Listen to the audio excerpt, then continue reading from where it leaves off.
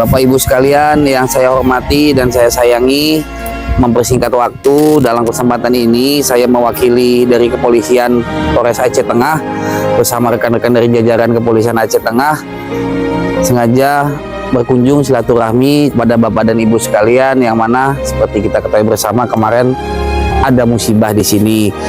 Dengan kedatangan kami di sini, kami membawa sedikit bantuan. Kami berharap bisa sedikit meringankan beban Bapak dan Ibu sekalian yang menjadi korban dari musibah kemarin. Jumat berkah di Aceh Tengah dimulai dengan langkah kepedulian.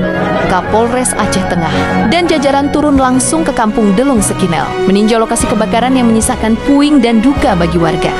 Satu persatu, warga yang terdampak disapa hangat dan bantuan disalurkan untuk meringankan beban serta menguatkan mereka agar bisa bangkit kembali.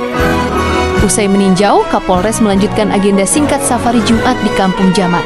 Dalam kesempatan itu, beliau mengajak jamaah untuk terus memperkuat silaturahmi dan bersama-sama menjaga anak-anak dari ancaman kejahatan.